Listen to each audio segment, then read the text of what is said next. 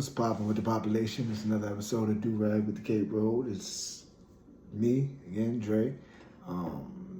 It's day I don't even know anymore of what's happening in stolen Palestine, aka Israel, and the people of Gaza, Rafah, just all over the land in regards to like the indiscriminate bombing and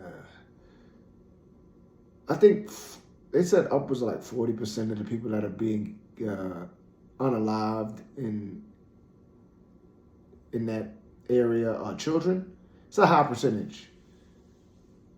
I want to say like 40. I could be off.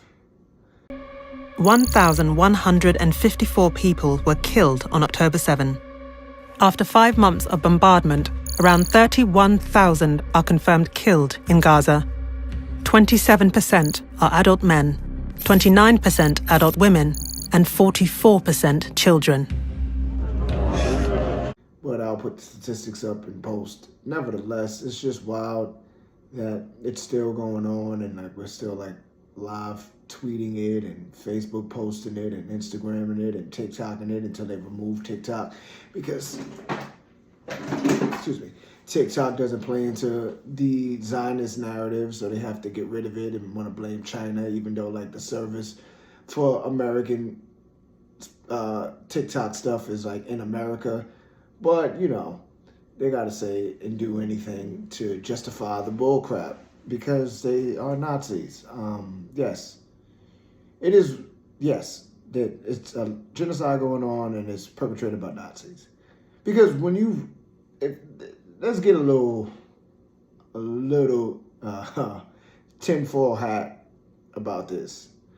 When you consider that over 50,000 or something like that, it was over 100 something plus thousand Nazi people escaped from Germany before they could be persecuted and prosecuted for their actions, like the Nuremberg trials and all that. They escaped through the rat tunnels. That was the code word for like how they got out through the help of wealthy Nazis, like funding them, being able to go to South America, Argentina. They went to Argentina, I think Brazil. They went to a lot of South American places, and a lot of Nazis literally came to America. I don't know why I said literally, but they came to America. Like there's documented proof. Like I don't know we all are not old enough to know how people used to migrate over here, but in the before times when you would migrate over on a boat, you would come in and you would like sign off like where you're from, like your background. That's why a lot of people of the Jewish faith, if they had like a name that sounded kind of Jewish, because the U.S. used to hate the hell out of people of the Jewish faith as well. But if they had a name that sounded Jewish, they would change it. So what the Nazis did is that they would come over on boats, and these were like well-known Nazis, and they would just change their name a little bit, change their affiliation or whatever they rep, and they would just go about their lives. And I think they haven't accounted for like a large majority of the Nazis.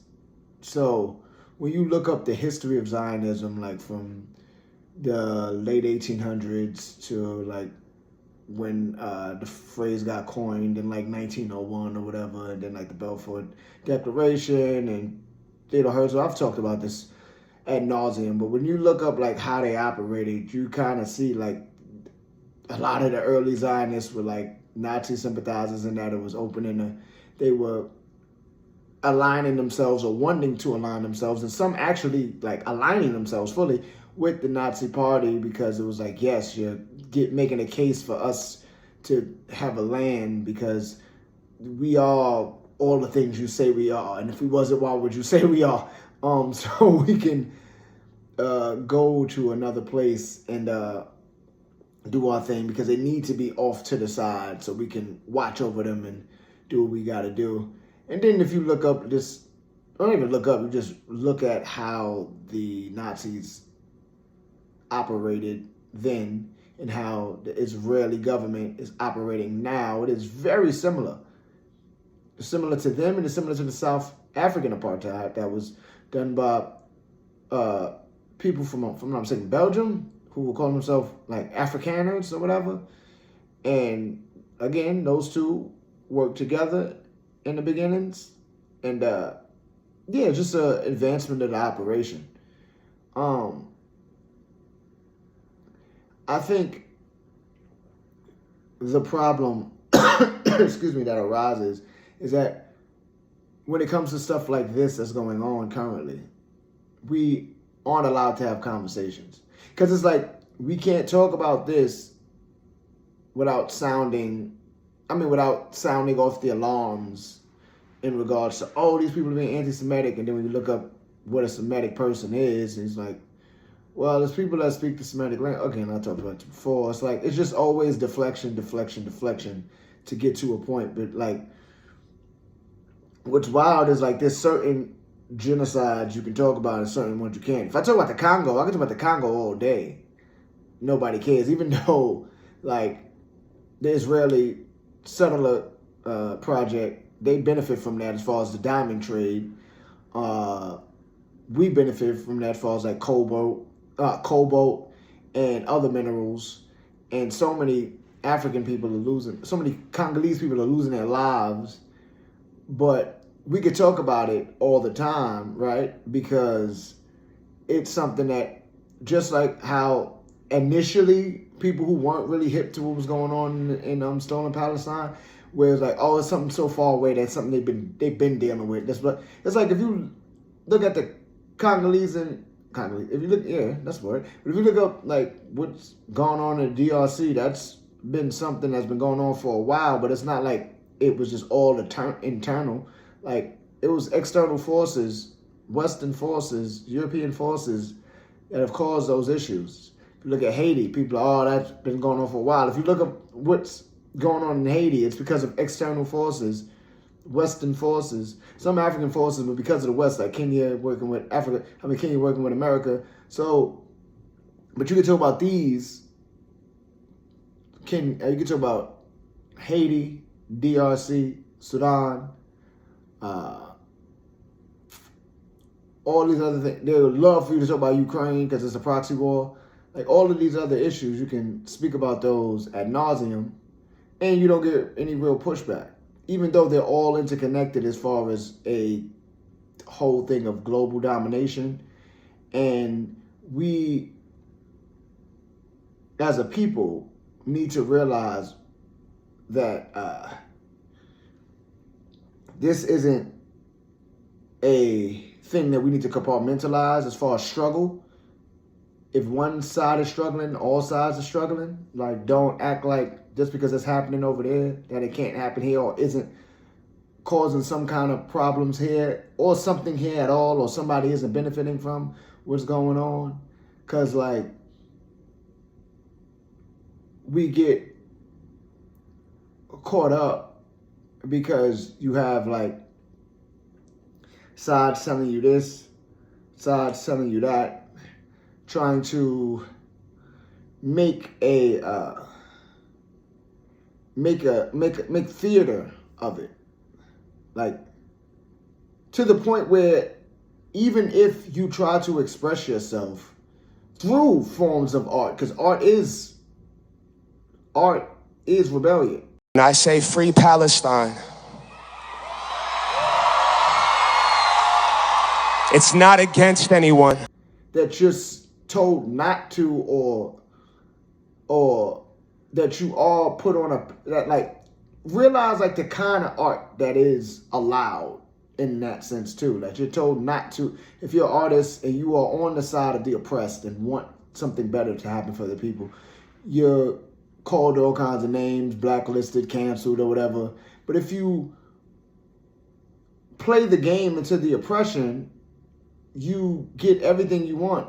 Like, for instance, like a Tiffany Haddish, who I don't even know how she got famous, but like, she was just around and then like disappeared and then like popped back up, rapping about going to Israel. And then I'm going to the Dead Sea and go and get me some. Gonna have some fun, yeah. It's gonna be great. Then I'm gonna learn about the politics. Hey. It's in Israel, and it's like, what? And then like, but she's doing that because like they literally funding that. Like there's been other famous people, like other people with celebrity that have said like, yeah, no, Israel like will give us money to come out here to just go to places they want us to go to and talk about what they want us to talk about while we're here, because the powers, the people within that power structure, the powers that be in that regard, understand like people, the masses, take a lot from the people that are famous, like celebrities. And I mean, celebrity, like the base word is celebrate. Like we're celebrating these people. And to the point where people deify these people and look at them as like the pathway for their salvation in odd ways. And these people are just looking to get money and stay relevant, because all press is good press. So even with me saying that woman's name, that's press, because all press is good press. But these people are doing what they want to do because they want to be talked about, because they're sociopaths, and they also want to get money, because a lot of these people that want to get money really just look at it from a standpoint of I need to feed myself and my family. I could care less about what's going on outside as long as it's not directly near me. Like, as long as it's not directly touching me, right? Like, again, you have people like the Sean Kings who became Muslim out of nowhere. Oh, and I forgot to say Assalamu alaikum. To everybody watching, shout out to y'all. Appreciate y'all. But, like, he came out of nowhere, became Muslim, immediately going on press tours, like going on speaking engagement tours. You're not even Palestinian, fam. Nor have you lived there. So how dare you do that? But whatever, doing that, raising money for Palestine. Who knows if that money is going to go there? But like, these people put themselves in these positions to be talked about. And again, all press is good press, because for people that want to be seen by everyone, they are addicted to power, and power is for the weak. They have nothing within themselves that gets them up every day. Like within themselves, they need validation from others, and that validation helps push them up within their heads and within society in and of itself, because society is made off of validation. It's made off of like, I need to be better than you. And at the same time, while I'm doing all of that and getting this money, I need you to understand that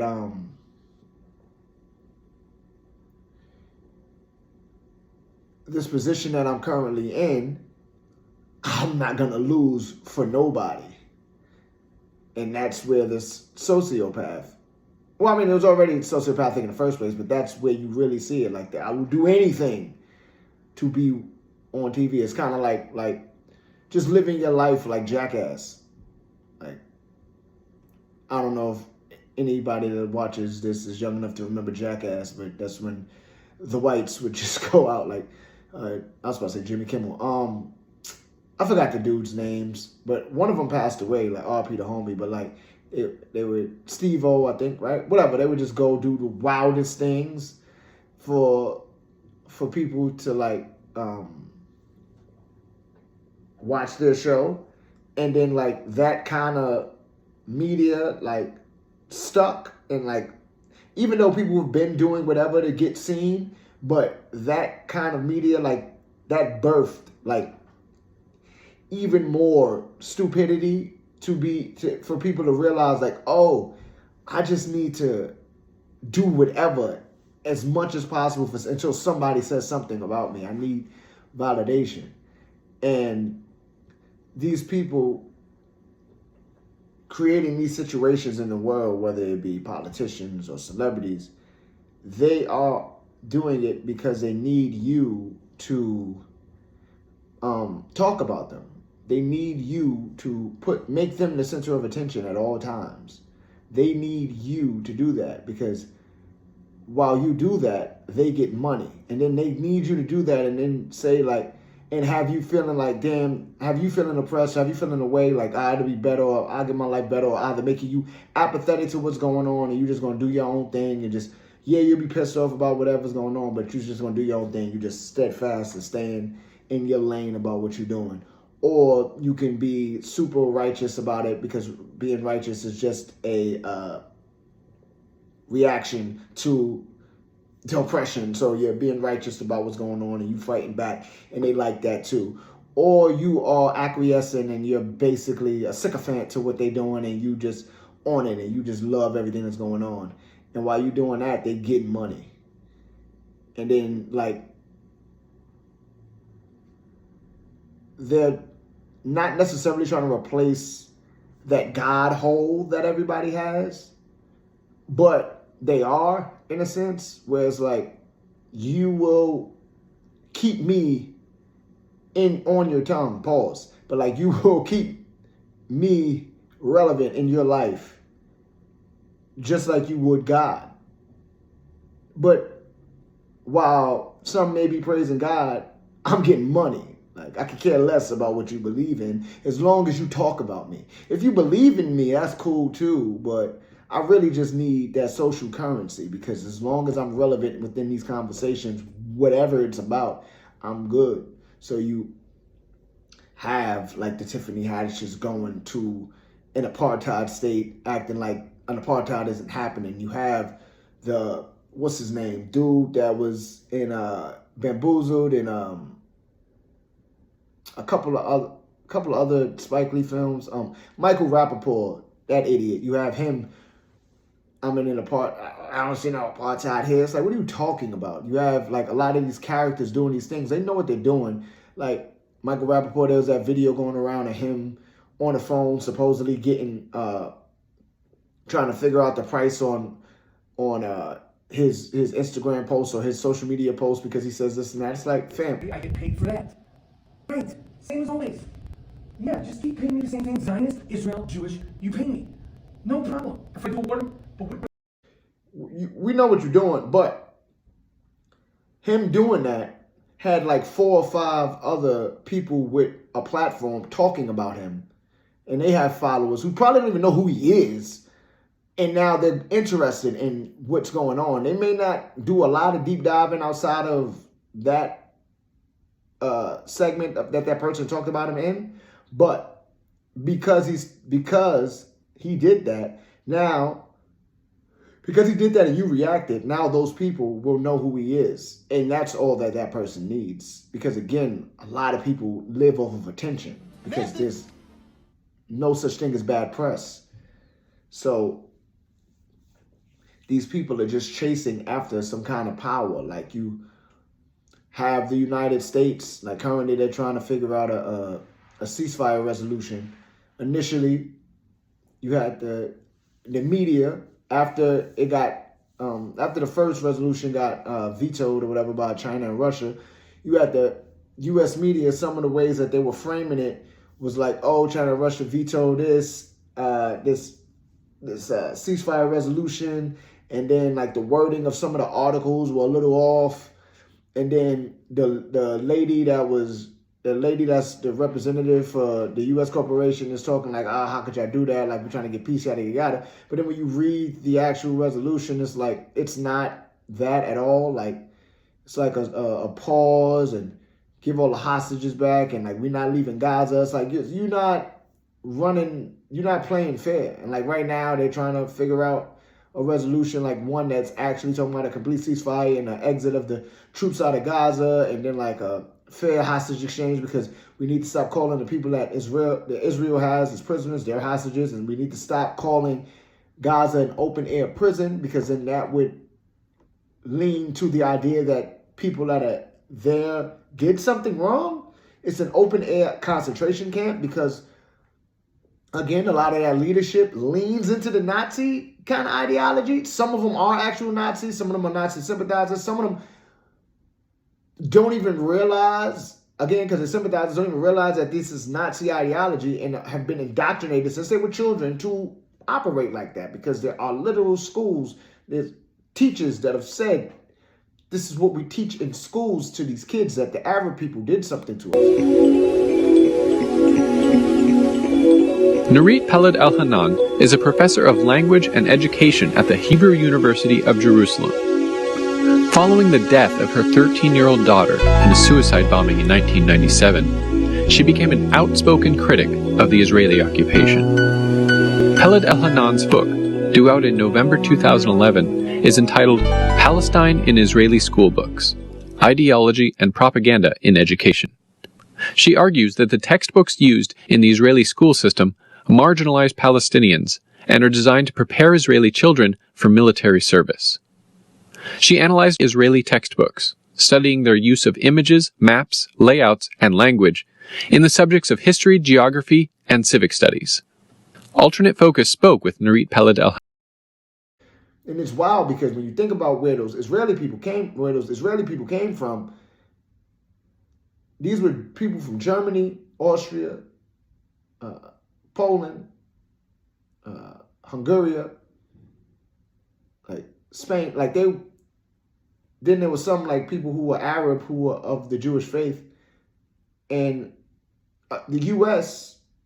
made it an ethnicity. If you don't realize, like, I don't know if you know the history of the corporation that is America, but initially they hated that. Initially, the Protestants that stole the land from the natives hated everybody. They hated them. They hated Chinese people. They hated Mexican people. They hated other Europeans. And I'm not even going to say they hated black people because they didn't even consider Africans in America as humans. So that goes without saying that they hated us. But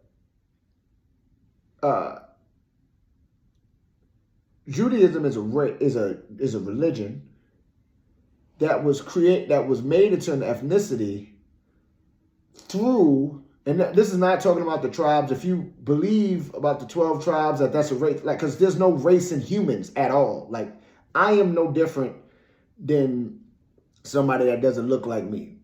Outside of people being raised different, like you're socialized different, you can have things that your body adapts to different because of where your people were, but that doesn't mean you're a whole different race of people. There is no chosen people. There's no special race of people. We are all one people.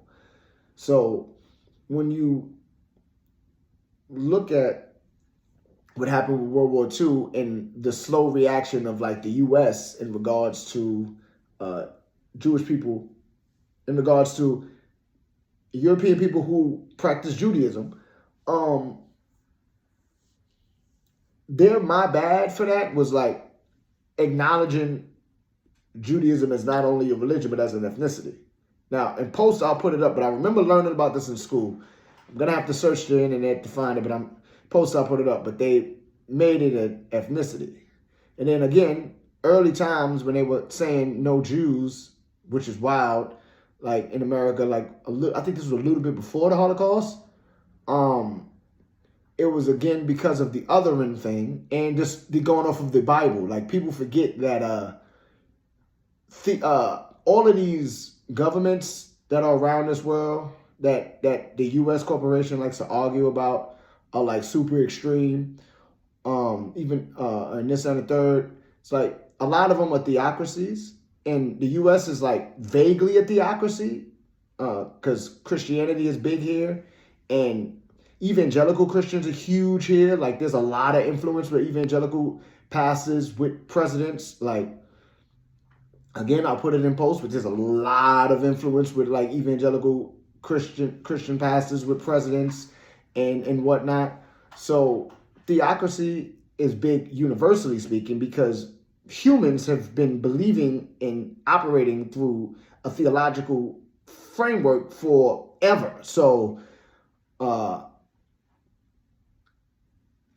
they would call people who were celebrating and practicing Judaism, oh, these are like they are a different set of people when they just are people just like you and just practice a different religion than you do. But in your head, you have to other them because another thing humans like to do is create gangs. They love tribes. They just love to create gangs.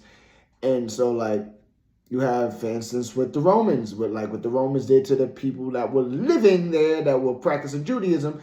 Those Jews weren't doing anything to nobody, just living a Jewish life. Romans like, hey, what y'all doing over there? Nah, just being Jewish.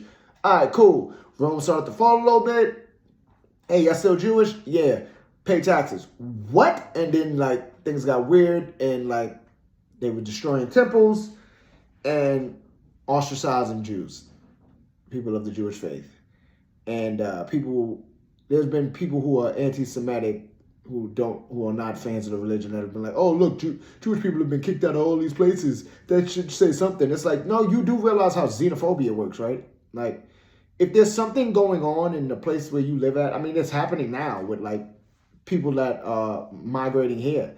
There's something going on in a place where you live at, and you don't have any, like, you are scrambling to try to keep the peace, so to speak. Well, really just keep the power for you.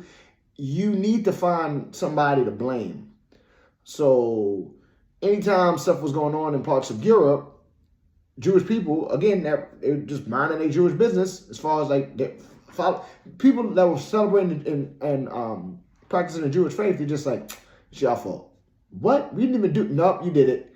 And then when you think about how big like Catholicism is, like Christianity, like just the whole swath of that religion is, like, yeah, that was an easy one to knock because there wasn't many Muslims living in Europe. As far as like, I'm not talking about like with the Moors where like they had like that 500-year reign and like parts of Europe, like as far as like Sicily and Italy and stuff like that. I'm just talking about like just rocking out just a big swath of Muslims. They were majority in like Africa and in Asia and stuff like that. So they didn't have them to blame. So they just like, there wasn't many of them in Europe. They like, Jews, your fault. And these were people that were of, again, Christian, Protestant, Baptist, whatever faith. They were just one of those things, and they just like, it's your fault. So that's why it's xenophobia. It's not people of the Jewish faith's fault. It's xenophobia's fault. Like, you got to go to the root of the problem, not blame the leaves, not blame the branches. But I felt like I went on a somewhat of a rant. But the point of that is that the creation of a race of people through a religion came about from, again, a hatred of a religion, and then also, my bad for the Holocaust kind of thing from World War II. But there is no race in humans. We are just all a people, and there's variations, again, because of how your body and whatever adapts, because whether it's nature or nurture, how your body, family, genealogy, all that adapts to where you are. Now coming down to like understanding how these things can put us in this position where you have, again, I went on a tangent, so now I'm trying to reel it all back in. But when you get to these positions of like these people trying to force division amongst us, or force us to not have conversations about the current genocide going on, you have to realize like, why are they doing that? Like, who are these people, and like, why are they so bloodthirsty for power? Like, why? Because power is for, like, why do you need that? Like, no one needs to be led. Like, why do we need to have these leadership groups, so to speak, like try to push us in certain directions to not talk about this, not do that, not say this, not say that? And it's because conversation rules the nation. I can tell. But that brings us together. If we are able to talk, we can figure out a lot of things. That doesn't mean we will always agree. And I don't like the term agree to disagree, because I feel like it's a cop-out. Like, we can just have a conversation and be like, I don't agree with you, I don't agree with you. Even though that is technically agreeing to disagree when you walk away.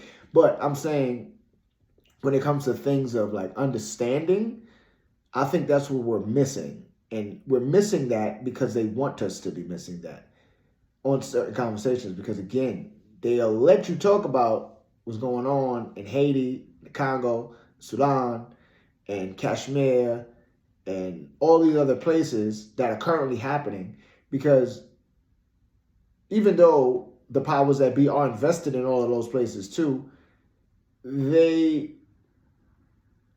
feel like you can't do much to sway much of, well, what you're saying about that really doesn't like affect their power. Like, for instance, what's going on in Israel, aka Seoul and Palestine, as far as in the US, affects the power structure. If people here know what's going on, have a better understanding, don't like what's going on, want some kind of change, then votes change. Then you don't have certain people back in office because they didn't do the thing you wanted them to do, as far as like call for an end to the occupation, divest from a apartheid state like people wanted Michigan State to do.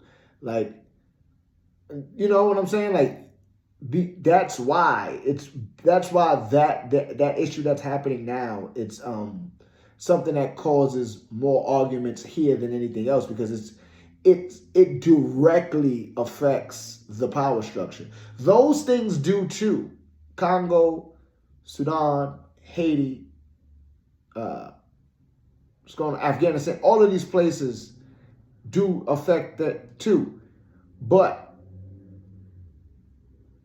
what's happening in Palestine directly affects these people's jobs now. That's why it's really big, because again, AIPAC is a foreign agent that has just Israel in mind when they do what they do, when they fund what they fund. But Israel and America's connection is like this, as far as financially speaking, and giving guns and whatnot. And also like training cops, because if I'm not mistaken, I think Israeli soldiers train a lot of like certain, not every state, but certain American police. And I think American police train Israelis. I think it's vice versa. I want to say, I think they train each other, but yeah, it's like they like teach each other how to do like police brutality. But like that connection directly affects a lot of people's jobs. So they don't want you to talk about it, because if you do and you get down to the nitty gritty of the situation, you will then deconstruct everything, and you will have a lot of these people losing their jobs. And in turn, those people losing their jobs, you can also that it causes a domino effect that will then affect those other things like the Congo, Haiti, and all these other things, because then you will start to pull the veil and realize like, oh, look at how much the West is involved in all of these other places. Let's do something about it collectively, because this is all one big problem. If we stop the one problem, it's a domino effect for all the other problems. If we remove all these crappy people from their positions, because again, power is for the weak, and you don't need nobody to lead you but yourself. It's a community that causes unity, right? I don't know, that sounded cool. But you stop them from doing what they're doing, because the people that suffer from these people having said power are women, children, and underrepresented groups. Like, that's who suffers. And people that's not getting money. Like, they want you to get God, but they don't want you to get money. Like, because they're after that. That's what they want. They want power. So, like, that's why talking about what's going on, being labeled as hateful or saying this or that or blah, blah, blah, is big now.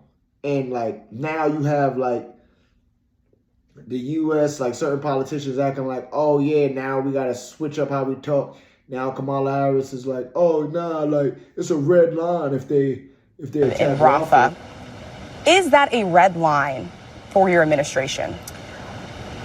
We have been clear in multiple conversations and in every way that any major military operation in Rafah would be a huge mistake. Let me tell you something. I have studied the maps There's nowhere for those folks to go. And we're looking at about 1.5 million. If it's a ground thing, I don't know. Like Biden with the fake hot mic. Oh yeah, we're gonna have a coming to Jesus moment. I was telling your secretary, I was in Jordan and Israel this weekend, and just, you got to keep pushing what you're doing on the humanitarian stuff and all this stuff. So I told him, baby, I'm gonna repeat this. I said, baby, you know I'm gonna come to Jesus. Sure, just hot mic, good. That was good. First of all, if I don't even believe Netanyahu practices Judaism, isn't that Benjamin Milikowski is his actual last name? I don't believe he practices Judaism, but if he does, he said it himself, like, I'm Jewish, like, there's no coming to Jesus moment. That doesn't even correlate. But you have these people saying these things, AOC now, like, oh, it's There's hardly a single hospital left. And this was all accomplished, much of this accomplished with U.S. resources and weapons. If you want to know what an unfolding genocide looks like, open your eyes. Bernie Sanders talking when he talking. And it's like they're doing that because they don't care about these people. They care about their jobs. They could care less about Palestinian people dying because there's people dying here that they don't give a damn about. Because like you have a homeless situation, you have a people who are unhoused, the unhoused situation in the States, and rather than attacking the lack of well-paying jobs, the lack of affordable housing, the lack of affordable health care, the lack of affordable education, the lack of and affordable health care ties into like mental health stuff, just the lack of proper run infrastructure. You argue like, yo, these homeless people, yeah, man, I don't know, you gotta just move them around, you just gotta just keep moving them around, and then just like, oh yeah, these migrants that keep coming over, and we gotta make the border tighter, rather than talking about the foreign policy, because we talk about foreign policy only in regards to Arab countries, African countries, Asian countries. We don't talk about that in regards to that. You don't talk about like how the U.S. corporation is involved in a lot of destabilizing of South American countries and causing the problems there that in turn has people running for their lives. Or and then you'd be like, oh yeah, what about the Chinese people that are trying to come over? You again, it's a big thing. You're not, or Ukrainian people. It's a global thing. Global thing. And the U.S. is usually involved in a lot of it. Now, as far as like with Chinese people wanting to migrate over, that's more tied, I would imagine that's more tied into the Chinese government, where it's basically communist, but it's kind of tyrannical. Like it claims to be communist, but it runs tyrannically, but it's run tyrannically in certain respects. Nevertheless, just keeping it on U.S., people argue, oh, these people coming over, borders. It's like, first of all, borders are a European construct anyway, because that just came from like the mad scramble for Africa, like the mad scramble for Africa, when they had that meeting about like how they was gonna divvy it up so they don't fight each other about it, which is sick to think about. But because land is just land, you don't own this, in the sense that you can't tell somebody they can't be here, or they can't be here. No, you can't tell somebody that they can't be here because you own it. Like, this is yours, and you taking them off of it. It's like, no, I was here already. You can't remove me, because who said you could take? What is this? It's like, and again, tying in Israel and Palestine. It's like they came in 1948 and it was like, yeah, no, this is ours now. It's like, fam, we already live here. Like, we have houses here. Nah. So when you look at, again, foreign policy, as far as like, they don't talk about like how the U.S. power structure, the U.S. corporation has worked to destabilize a lot of South American places. They don't talk about like what's happening with Venezuela and Guyana and how they want to like paint Venezuela in a certain light because they found oil off the coast and Guyana and Venezuela fighting about it, but Guyana, small little island, is working with the U.S. and they backing the U.S. Venezuela, not really on that type of time. They're trying to change they're trying to change the leadership because they want to put their person in. That's why you need to understand that power is for the weak, because really they just want to dominate everybody because all press is good press. So you looking at what's going on right now in the world, just look at it through a objective lens and start to peel back the layers of things. You'll start to see why you can't talk about Israel in a way because and label you anti-Semitic, which doesn't make any sense, because wouldn't that make Israel anti-Semitic as far as the IDF if they're killing like hordes of children because Semitic people are Arab? Oh, huh? Like, and then like again, if you stop what's going on there, you come to a peaceful resolution there. You have people who want to be there with love and caring and all that. You then stop all that's going on around the world because it's just all interconnected. Because humans are naturally like, I'll say from what I've seen from just my observation, humans, are naturally like communal. Even if you like to be alone or something like that, you still have like some kind of tribe. You still have you still have like some kind of group or some kind of like people that you deal with in some way, form, or fashion, because like we're all linked up. So all these conflicts that are going on around the world all have something to do with each other. And they all just are about getting money, as much money as they possibly can, because while we get God, they get money, and they surely look at that as the crown jewel. That is the thing that they worship. And don't let these people control your mind. And yeah, man, just make sure you keep your do-rag cape rolled. All right, peace.